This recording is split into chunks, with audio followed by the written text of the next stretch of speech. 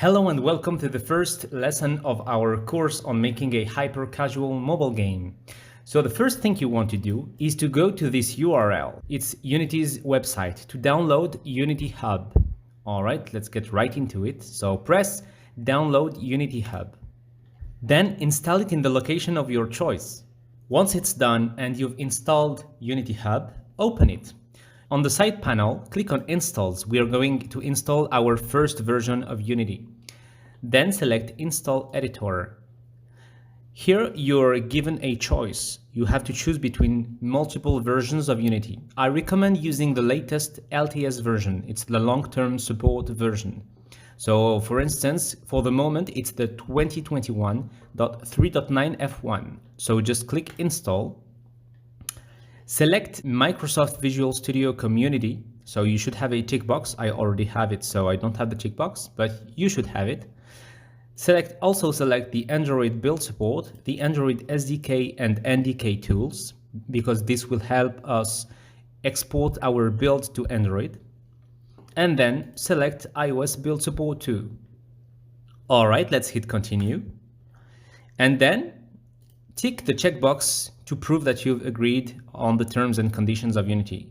I recommend reading this, but yeah. Install. Cool. All right, after installing Unity, you should have a version available to work with. Let's get right into the next lesson where we're going to create the project. All right, so now the first step we are going to do is create a new project here. We are going to select 3D sample project URP. And then let's rename our project. Let's call it hyper casual, maybe crowd runner course. Okay, let's hit enter and this will create our project. Now we just have to wait for Unity to create our project. Awesome, Unity has opened. Cool. The first thing we are going to do here is to configure our windows and views. Okay, in Unity, you must know that you can drag and dock any window wherever you want. So I like to have my inspector window, for instance, next to my hierarchy window. Here I can drag my console window below the inspector and the project one below the hierarchy. Then you can take again the console window and dock it here next to the project one. All right, perfect. Cool. So the first thing we can do is remove the example assets. We won't need them. We can remove the post-processing. We can set the light to white. I think it's better than yellow, but it's a personal choice.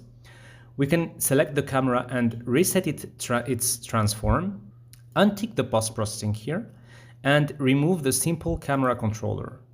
So these are some basic Unity things that we don't want for our project. Here in the project window, we can select the example assets, scripts, tutorial info, and README elements and delete them. All right, perfect. Let's now create a new folder for our project and let's call it crowd runner. All right, we are going to select all the other folders and drag them and drop them here in the crowd runner folder. The last thing you want to do is to click on File, Build Settings, and select Android as our target platform. All right, let's click Switch Platform. This will tell Unity we want to make an Android project and allow us to export our build or our game later on. Nice, once it's done, you should see a small Unity logo next to Android here. Okay, let's close this and we're pretty much done here, but we need to add our player and that's exactly what we are going to see in the next session. So stay tuned. Thank you for watching. Subscribe now and press the bell icon. Never miss any update.